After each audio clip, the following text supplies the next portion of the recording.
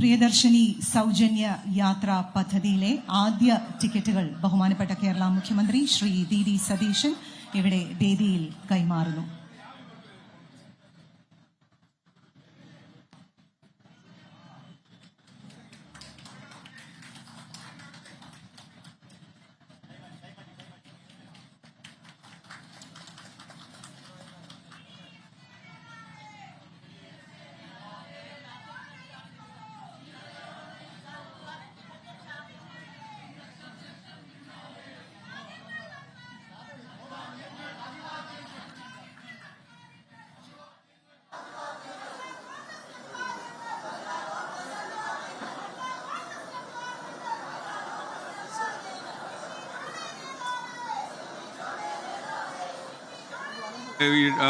പ്രോജക്റ്റിൻ്റെ ഉദ്ഘാടനത്തിൻ്റെ ഭാഗമായി മുഖ്യമന്ത്രി വി.ഡി. സതീശൻ ആദ്യത്തെ ടിക്കറ്റ് നൽകി കഴിഞ്ഞു.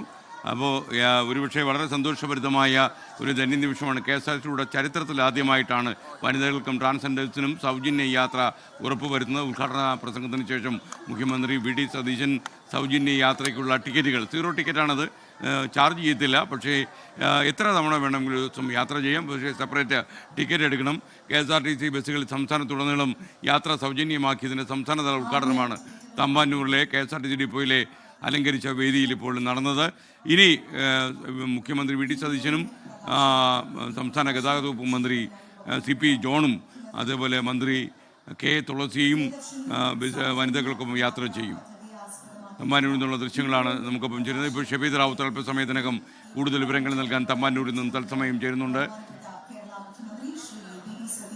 ഷബീദ്, കേൾക്കാമെങ്കിൽ പറയൂ.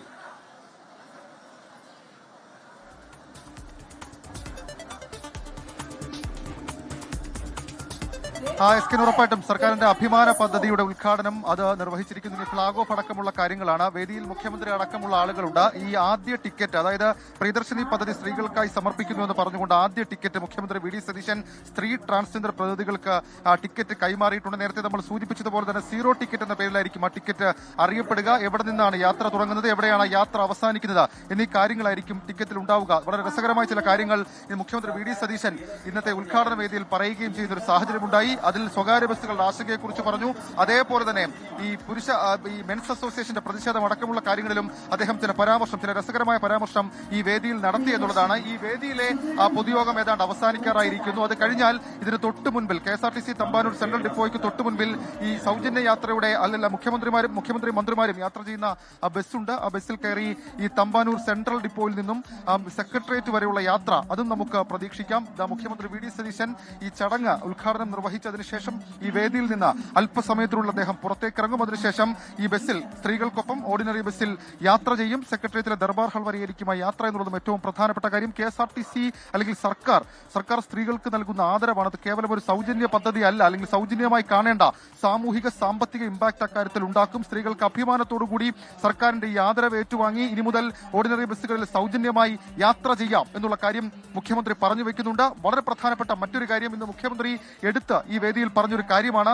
പദ്ധതിയുടെ ആദ്യഘട്ടം മാത്രമാണ് ഇപ്പോൾ നടപ്പിലാക്കുന്നത്. അപ്പോൾ സ്വാഭാവികമായും ഈ ഓർഡിനറി ബസ്സുകളിൽ ഇപ്പോഴുള്ള സൗജന്യ യാത്ര അത് മറ്റ് സർവീസുകൾ കൂടി വ്യാപിപ്പിക്കാനുള്ള നീക്കം അത് സർക്കാരിന്റെ ഭാഗത്തു നിന്ന് ഗൗരവമായ ആലോചനയായി തന്നെ മുന്നോട്ട് പോകുന്നു എന്നാണ് മനസ്സിലാക്കാൻ കഴിയുന്ന കാര്യം. കഴിഞ്ഞ വാർത്താ സമ്മേളനത്തിലും നമ്മൾ ഇതിനെക്കുറിച്ച് മുഖ്യമന്ത്രിയോട് ചോദിച്ചപ്പോൾ അദ്ദേഹം പറഞ്ഞത് 100 ദിവസത്തെ ഒരു പഠനമടക്കമുള്ള കാര്യങ്ങൾ കഴിഞ്ഞ് അതിനെക്കുറിച്ചിട്ടുള്ള പ്രഖ്യാപനങ്ങൾ ഉണ്ടാകും എന്നുള്ളതാണ്. ഏതായാലും ആ രീതിയിൽ ഇതിന് 2ാം ഘട്ടവും 3ാം ഘട്ടവും ഒക്കെ ഉണ്ടാകുന്നു എന്നുള്ളത് സ്ത്രീകളെ സംബന്ധിച്ച് വളരെ പ്രധാനപ്പെട്ട, അല്ലെങ്കിൽ അവരെ സംബന്ധിച്ച് വളരെ സന്തോഷമുണ്ടാക്കുന്ന ഒരു കാര്യമാണ്.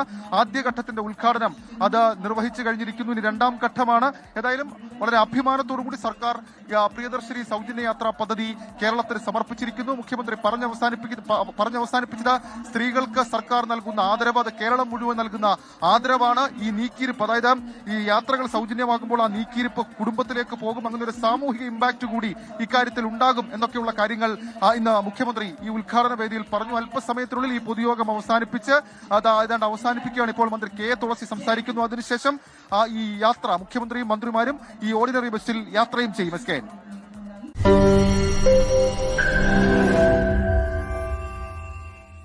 ലോകത്തെവിടെയായാലും ഏത് സമയത്തും 24 വാർത്തകളും ഓഗ്മെന്റഡ് റിയാലിറ്റി പാക്കേജുകളും എക്സ്പ്ലെയിനറുകളും വിശദമായി കാണാൻ ഞങ്ങളുടെ യൂട്യൂബ് ചാനൽ നിങ്ങൾക്ക് സബ്സ്ക്രൈബ് ചെയ്യാം.